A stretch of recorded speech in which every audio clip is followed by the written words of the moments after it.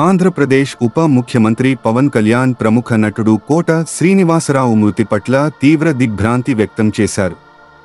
ఆయన కోట శ్రీనివాసరావును ఎంతో గౌరవించదగిన వ్యక్తిగా పేర్కొన్నారు. ఆంధ్రప్రదేశ్ ఉప ముఖ్యమంత్రి పవన్ కళ్యాణ్ తెలుగు సినిమా పరిశ్రమకు తన ప్రత్యేకమైన మార్గంలో ఎనలేని సేవలందించిన ప్రముఖ నటుడు కోట శ్రీనివాసరావు మృతిపై తీవ్ర దిగ్భ్రాంతి వ్యక్తం చేశారు.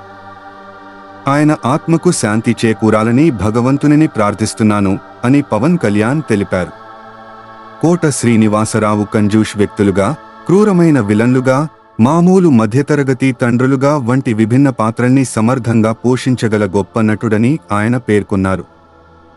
1999 నుండి 2004 వరకు శాసనసభ్యుడిగా సేవలందించిన కోట శ్రీనివాసరావు గారు తెలుగు భాషపై మరియు దాని ఊరూరాల మాటలపై అద్భుతమైన పట్టు కలిగి ఉండేవారని, వివిధ పాత్రలలో ఆయన చూపిన అనుసరణీయతను ఉప ముఖ్యమంత్రి పవన్ కళ్యాణ్ గుర్తు చేశారు. మా కుటుంబానికి కోట శ్రీనివాసరావు గారితో సన్నిహితమైన స్నేహ సంబంధాలు ఉన్నాయి అని పవన్ కళ్యాణ్ తెలిపారు.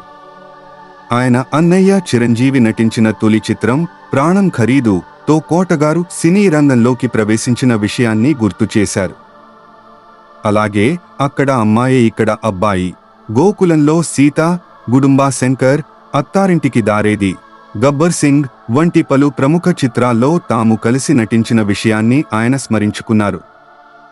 కోటగారి డైలాగ్ డెలివరీ, హావభావాలు ప్రేక్షకులను ఎంతో ఆకట్టుకున్నాయి అని పవన్ కళ్యాణ్ పేర్కొన్నారు.